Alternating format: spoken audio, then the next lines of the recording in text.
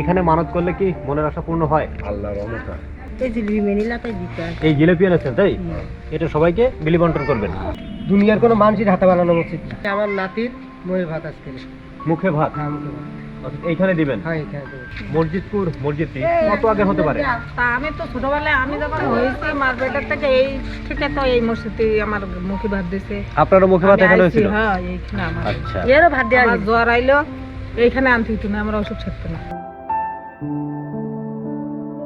পীর খানজাহান আলী ইসলাম প্রচারের উদ্দেশ্যে পারস্য বা আরব দেশ থেকে দিল্লি হয়ে বাংলাদেশে এসে বিশাল বিশাল দিঘি ও দৃষ্টিনন্দন মসজিদ সহ অসংখ্য স্থাপনা নির্মাণ করেন। এখন যে মসজিদটি আপনারা দেখতে পাচ্ছেন এটা খানজাহান আলীর সময়েরই মসজিদ। যতটুকু নিশ্চিত হওয়া যায় খানজাহান আলীর শিষ্য বুরা খান ও ফতে খান এই মসজিদটি নির্মাণ করেছিলেন। বুরা খান ও ফতে খান 1450 থেকে 1490 সাল পর্যন্ত কাছারি হিসেবে এই যে আমদি গ্রাম যেখানে এই মসজিদটি অবস্থিত সেই গ্রামটা শাসন করেছিলেন।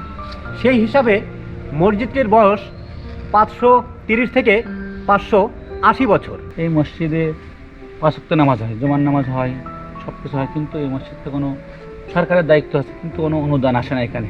এখানে কোনো অলৌকিক বিষয় ঘটে কিনা? না, এখানে মানত নিয়ে আসে অনেক, কিন্তু এটা তো শিরিক, এটা গুনাহ। গরু নিয়ে আসে, মুরগি নিয়ে আসে, ছাগল, এটা মানত করে, এটা এখানে নেওয়া হয় না। পীরের মসজিদ তারা আসছে, এখানে আমরা আসলে একটা রোগের জন্য যদি এখানে ইটের গুঁড়া নিয়ে যাই, তো এই ইটের গুঁড়াই আমাদের ভালো করবে, ভালোবাসা থেকে। জি জি।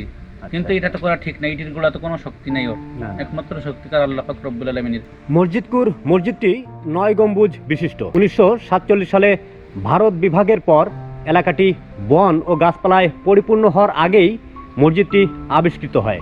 পরবর্তীতে খনন কাজ শুরু হয় এবং মাটির নিচে মসজিদটি আবিষ্কৃত হয়।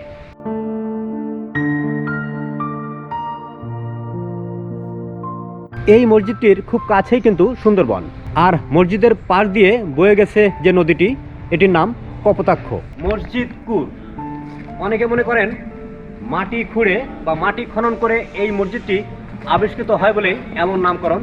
আবার অনেকে দাবি করেন 9 গম্বুজ বিশিষ্ট বলেই এই মসজিদটির নাম মসজিদপুর। কিন্তু 9 গম্বুজের সাথে মসজিদটির নামকরণের সম্পর্ক কি এটা আমার বোধগম্য নয়। মসজিদপুর মসজিদটির প্রতিটি দেয়াল 7 ফুট প্রশস্ত।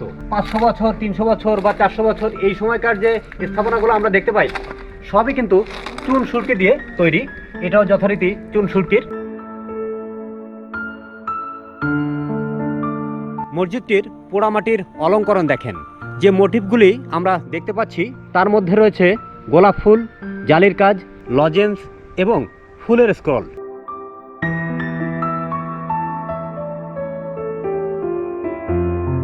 তো এই ছিল আজকের মতো। মসজিদপুর মসজিদ সম্পর্কে আপনাদের অভিমত কি অবশ্যই কমেন্টে জানাবেন। আবারও দেখা হবে ভিন্ন কোনো স্থানে ভিন্ন কোনো বিষয় নিয়ে। ততদিনে ভালো থাকবেন। ধন্যবাদ সবাইকে।